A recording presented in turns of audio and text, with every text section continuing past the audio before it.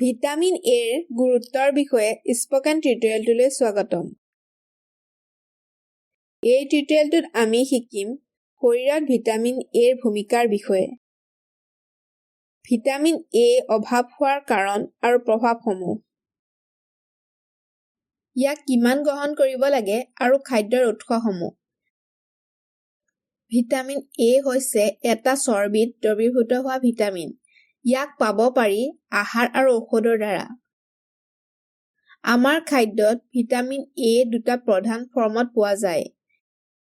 এটা হৈছে পূৰ্বে গঠিত ভিটামিন এ, য'ত অন্তৰ্ভুক্ত হয় ৰেটিনল আৰু ৰেটিনাইল এষ্টাৰ। ইয়াক জীৱ-জন্তুৰ উৎসৰ পৰা সংগ্ৰহ কৰা হয়। দ্বিতীয় ফৰ্মটো হৈছে প্ৰ'ভিটামিন এ। ইয়াক অন্তৰ্ভুক্ত হয় আলফা কেৰটিন, বিটা কেৰটিন আৰু বিটা ক্ৰিপ্ট'জেনথিন। এই সকলোকে উদ্ভিদৰ উৎসৰ পৰা সংগ্ৰহ কৰা হয়। জীৱ-জন্তুৰ উৎসৰ পৰা পূৰ্বে গঠিত ভিটামিন এ হৈছে এটা সক্ৰিয় ফৰ্ম ভিটামিন এৰ, য'ত উদ্ভিদৰ উৎসৰ পৰা পোৱা প্ৰ'ভিটামিন এ হৈছে এটা নিষ্ক্ৰিয় ফৰ্ম। হজম হোৱাৰ সময়ত ইয়াক ৰেটিনললৈ পৰিৱৰ্তন কৰিব লাগিব। ৰেটিনল হৈছে সক্ৰিয় ফৰ্ম। 12 মাইক্ৰগ্ৰাম বিটা কেৰটিন পৰিৱৰ্তিত হৈ 1 মাইক্ৰগ্ৰাম ৰেটিনল হয়। এই পৰিৱৰ্তন অন্ত্ৰৰ ভিতৰত হয়। ই তেতিয়া শোষিত হৈ লিভাৰত জমা হয় যেতিয়ালৈকে শৰীৰক ইয়াৰ প্ৰয়োজন নহয়। বহুতো শাৰীৰিক প্ৰক্ৰিয়াৰ বাবে ভিটামিন এ দৰকাৰী হয়। ই এটা মহত্বপূৰ্ণ ভূমিকা লয় দৃষ্টিত আৰু চকুৰ সঠিক কাম-কাজত সঁহাৰি জনায়। ভিটামিন এ লগতে প্ৰয়োজন হয় ৰডপচিন গঠন হ'বলৈ।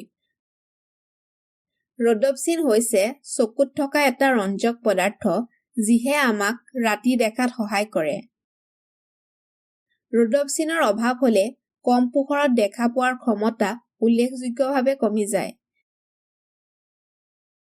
ভিটামিন এ দৰকাৰী হয় ছালৰ মেৰামতি আৰু চোৱাচিতাৰ বাবে। ই লগতে কোষৰ বৃদ্ধি আৰু বিভাজনক সমৰ্থন কৰে। ই এটা মহত্বপূৰ্ণ ভূমিকা লয় বিভিন্ন অংগৰ গঠন আৰু চোৱাচিতাৰ ক্ষেত্ৰত। উদাহৰণস্বৰূপে হৃদযন্ত্ৰ, হাঁওফাঁও, কিডনী ইত্যাদি। ভিটামিন এ এন্টিঅক্সিডেণ্ট হিচাপেও কাম কৰে। এন্টিঅক্সিডেণ্টে আমাৰ কোষসমূহক ফ্ৰী ৰেডিকেলছে কৰিব পৰা ক্ষতিৰ পৰা সুৰক্ষিত ৰাখে। ফ্ৰী ৰেডিকেলছ শৰীৰত প্ৰাকৃতিকভাৱে উৎপন্ন হয়। সিহঁত ক্ষতিকাৰক হয় যেতিয়া শৰীৰত সিহঁত অত্যাধিক হয়। গতিকে ভিটামিন এ ফ্ৰী ৰেডিকেলছে কৰিব পৰা ক্ষতিক কমায়। শৰীৰত ভিটামিন এৰ আন ভূমিকাও আছে। ই সকলো কলা আৰু অংগসমূহৰ শক্তি আৰু কাৰ্যকাৰিতাক চোৱাচিতা কৰে, যেনে ছাল, শ্বাস-প্ৰশ্বাসজনিত অঞ্চলৰ স্তোৰ, অন্ত্ৰ, কাণৰ ভিতৰ অংশ আৰু চকু। এটা স্বাস্থ্যকৰ ইমিউন ছিষ্টেম অটুট ৰখাটো হৈছে আন এটা উদাহৰণ। ভিটামিন এ লগতে মহত্বপূৰ্ণ হয় নৱজাতকৰ স্বাস্থ্যৰ বাবে। ই শিশুসমূহক বিকাশত সহায় কৰে আৰু সংক্ৰমণৰ পৰা সুৰক্ষিত ৰাখে।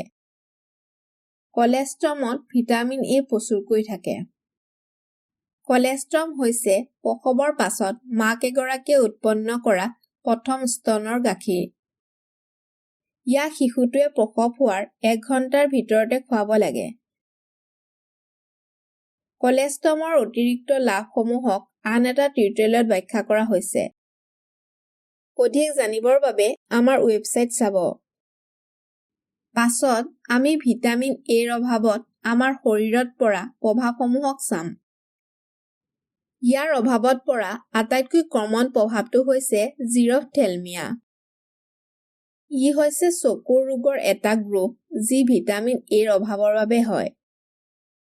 ইয়াৰ লক্ষণবোৰ বিভিন্ন পৰ্যায়ত আগবাঢ়ে। প্ৰথম লক্ষণটো হৈছে ৰাতি দেখা নোপোৱা। এই অৱস্থাত দিনৰ সময়ত দৃষ্টি স্বাভাৱিক থাকে, কিন্তু ৰাতি বা কম পোহৰৰ অৱস্থাত দেখা পাবলৈ কঠিন হৈ পৰে। অভাৱ বাঢ়ি গৈ থাকিলে চকু দুটা শুকান, নিস্তেজ আৰু সংকুচিত হৈ পৰে। ইয়াৰ অভাৱ হোৱাৰ আন এটা বিশেষ লক্ষণ হৈছে ব্ৰাইট স্পটছ। এইবোৰ হৈছে অসমান আকৃতিৰ ফেনযুক্ত পদাৰ্থ যাক চকুৰ চুকত দেখা যায়। এই সকলো লক্ষণে এটা দীৰ্ঘকালীন অভাৱত ভুগি থকাক বুজায়। আহক ভিটামিন এৰ অভাৱৰ এটা গুৰুতৰ আৰু হঠাৎ সৃষ্টি হোৱা লক্ষণসমূহক চাওঁ। কৰ্ণিয়া শুকান হৈ পৰে, যাৰ ফলত চকু পানী আৰু শ্লেষ্মা কমি যায়। কৰ্ণিয়া হৈছে স্বচ্ছ অংশ যিয়ে চকুৰ ক'লা অংশক ঢাকি ৰাখে। যদিহে ইয়াক সঠিককৈ চিকিৎসা কৰা নহয়, ইয়াৰ ফলত কৰ্ণিয়েল আলচৰ হ'ব পাৰে। আলচৰ কৰ্ণিয়েত হ'ব পাৰে আৰু চকুত জ্বলা-পোৰা হয়। অভাৱ হোৱাৰ আটাইতকৈ গুৰুতৰ অৱস্থাটো হৈছে কেৰাটমেলেচিয়া। ইয়াত কৰ্ণিয়াৰ 1/3তকৈ বেছিখিনি প্ৰভাৱিত হয়। সম্পূৰ্ণ কৰ্ণিয়াখন মোটা হৈ পৰে আৰু তাৰ পাছত গলি যায়। ভিটামিন এৰ অভাৱ হোৱাৰ এই লক্ষণসমূহৰ বিষয়ে জনাটো দৰকাৰী হয়। পাছৰ অৱস্থাত যেতিয়া লক্ষণসমূহ গুৰুতৰ হৈ পৰে, তেতিয়া অন্ধ হোৱাৰ বিপদ আহে। তেনে ক্ষেত্ৰত মৃত্যু হোৱাৰ বিপদো বেছি হয়। আন এটা প্ৰধান পৰিণাম হৈছে গুৰুতৰ সংক্ৰমণত ভোগাৰ বিপদ বাঢ়ি যায়। উদাহৰণস্বৰূপে হাগনি আৰু বসন্ত ৰোগ। সংক্ৰমণে পাছলৈ ভিটামিন এৰ বাবে শৰীৰে দাবী কৰাক বৰ্ধিত কৰে। ইয়াৰ ফলত অভাৱে বেয়া ৰূপ লয়। তাৰ ফলত অভাৱ হোৱা আৰু সংক্ৰমণত ভোগাৰ এটা দুষ্ট চক্ৰৰ সৃষ্টি হয়। ইমিউনিটি লগতে বাধাগ্ৰস্ত হয় অভাৱৰ বাবে। ভিটামিন এৰ অভাৱত ভোগাসকল এনিমিয়া হোৱাৰ বিপদতো পৰে। ভাগৰ লগা আৰু অৱৰুদ্ধ বিকাশতো পৰিব পাৰে। শুকান চুলি, শুকান ছাল আৰু শালমইনা ওলোৱা হৈছে ভিটামিন এৰ অভাৱত ভোগাৰ আন এটা লক্ষণ। গৰ্ভৱতী মহিলাৰ ক্ষেত্ৰত অভাৱৰ ফলত অকাল প্ৰসৱ হ'ব পাৰে। ইয়াৰ ফলত কম ওজনৰ শিশু জন্ম হ'ব পাৰে আৰু সিহঁতৰ জন্মগত দোষসমূহ থাকিব পাৰে। লগতে নৱজাতক শিশুৰ ক্ষেত্ৰত ভিটামিন এ কমকৈ জমা হোৱাৰ বিপদ বাঢ়ে। আহক কিছুমান ফেক্টৰ চাওঁ যাৰ বাবে ভিটামিন এৰ অভাৱ হোৱাৰ বিপদ বাঢ়ে। প্ৰথমটো হৈছে ভিটামিন এ প্ৰচুৰকৈ থকা খাদ্য অপৰ্যাপ্ত পৰিমাণত খোৱাটো। আন এটা ফেক্টৰ হৈছে চৰ্বিক অপৰ্যাপ্ত পৰিমাণত খোৱা আৰু শোষণ কৰাটো। গতিকে অন্তৰ্জনিত আৰু অগ্নাশয় সংক্ৰান্তীয় ৰোগত ভোগা লোকসকল বিপদত থাকে। লিভাৰৰ ৰোগত ভোগা লোকসকলো অভাৱ হোৱাৰ বিপদত থাকে। লিভাৰৰ ৰোগসমূহে শৰীৰত ভিটামিন এ জমা কৰা আৰু এৰি দিয়া ক্ষমতাক ক্ষতি কৰে। শিশু, গৰ্ভৱতী আৰু স্তনপান কৰোৱা মহিলা অভাৱ হোৱাৰ বিপদত পৰে। ইয়াৰ কাৰণ হৈছে তেওঁলোকক উচ্চ পৰিমাণৰ ভিটামিন এ প্ৰয়োজন হয়। অভাৱ নহ'বলৈ দৈনিক পৰ্যাপ্ত পৰিমাণৰ ভিটামিন এ লোৱাটো দৰকাৰ। 1 পৰা 3 বছৰ বয়সৰ শিশুক দৈনিক 390 মাইক্ৰগ্ৰাম দিব লাগে। 4 পৰা 9 বছৰ বয়সৰ শিশুক দৈনিক 510 পৰা 630 মাইক্ৰগ্ৰাম দিব লাগে। কিশোৰৰ বাবে দৈনিক 770 পৰা 860 মাইক্ৰগ্ৰামৰ পৰামৰ্শ দিয়া হয়। প্ৰাপ্তবয়স্ক মহিলা আৰু পুৰুষৰ বাবে 840 পৰা 1000 মাইক্ৰগ্ৰামৰ পৰামৰ্শ দিয়া হয়। একেখিনিতে পৰামৰ্শ দিয়া হয় 50তকৈ বেছি বয়সৰ পুৰুষ আৰু মহিলাৰ বাবে। গৰ্ভৱতী আৰু স্তনপান কৰোৱা মহিলাক দৈনিক 900 পৰা 950 মাইক্ৰগ্ৰাম দিব লাগে। আহক ভিটামিন এৰ খাদ্যৰ উৎসসমূহ চাওঁ। ভিটামিন এৰ দুটা প্ৰধান উৎস হৈছে জীৱ-জন্তুৰ উৎস আৰু উদ্ভিদৰ উৎস। জীৱ-জন্তুৰ উৎসত ভিটামিন এ পোৱা যায় ৰেটিনল হিচাপে, যি হৈছে সক্ৰিয় ফৰ্ম। ছাগলী আৰু চিকেনৰ লিভাৰ হৈছে ভিটামিন এৰ উৎকৃষ্ট উৎস। এটুকুৰা সৰু ছাগলীৰ লিভাৰত 15,655 মাইক্ৰগ্ৰাম ৰেটিনল থাকে। দুটা চিকেনৰ লিভাৰত 3,486 মাইক্ৰগ্ৰাম থাকে। কণীৰ কুহুমত লগতে ভিটামিন এ প্ৰচুৰকৈ থাকে। দুটা কণীৰ কুহুমত 539 মাইক্ৰগ্ৰাম থাকে। 2 চামুচ মাখনত প্ৰায় 250 মাইক্ৰগ্ৰাম থাকে। 50 গ্ৰাম চেড্ডৰ চিজত প্ৰায় 300 মাইক্ৰগ্ৰাম থাকে।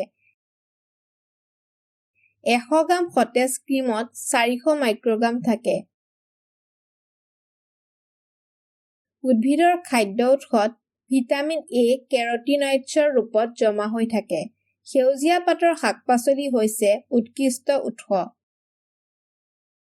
উদাহৰণস্বৰূপে ডামষ্টিক পাত, আমৰান্থ, মিঠি পাত, অগাথি। 100 গ্ৰাম ডামষ্টিক পাতত 17,542 মাইক্ৰগ্ৰাম থাকে। 100 গ্ৰাম মিঠি পাতত 9,254 মাইক্ৰগ্ৰাম থাকে। 100 গ্ৰাম আমৰান্থ পাতত 8,553 মাইক্ৰগ্ৰাম থাকে। বিটা কেৰটিন প্ৰচুৰকৈ থকা আন খাদ্যসমূহ হৈছে আম, অমিতা, এপ্ৰিকট আৰু কমলা। এটা আমত প্ৰায় 300 মাইক্ৰগ্ৰাম থাকে। এবাটি অমিতাত 115 মাইক্ৰগ্ৰাম থাকে। খোৱাৰ লগতে সঠিককৈ শোষণ কৰাটো গুৰুত্বপূৰ্ণ হয়। মন কৰিব যে কেৰটিনইডছৰ তুলনাত ৰেটিনল শৰীৰত সহজে শোষিত হয়। ই বুজায় যে জীৱ-জন্তুৰ উৎসৰ পৰা অহা ভিটামিন এ উন্নতভাৱে শোষিত আৰু জমা হয়। ই লগতে উন্নতভাৱে ব্যৱহৃতও হয় যিহেতু ইয়াক সক্ৰিয় ফৰ্মলৈ পৰিৱৰ্তন কৰিব নালাগে। সঠিককৈ শোষিত হ'বলৈ ভিটামিন এৰ সকলো উৎসকে আহাৰত অলপ চৰ্বিৰ প্ৰয়োজন হয়। ই লগতে নিষ্ক্ৰিয় ফৰ্মৰ পৰা সক্ৰিয় ফৰ্মলৈ পৰিৱৰ্তন উন্নত কৰিবলৈ সুবিধা দিয়ে। গতিকে আপোনাৰ আহাৰত ভাল গুণৰ চৰ্বিক সংলগ্ন কৰাটো দৰকাৰ।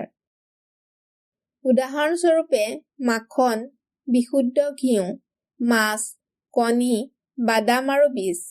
এই সকলো খাদ্যকে আপোনাৰ আহাৰত সন্নিৱিষ্ট কৰক ভাল স্বাস্থ্যৰ বাবে। ইয়াৰ সৈতে আমি এই টিউটৰিয়েলৰ শেষ পালোহি। সংযোগ কৰাৰ বাবে ধন্যবাদ।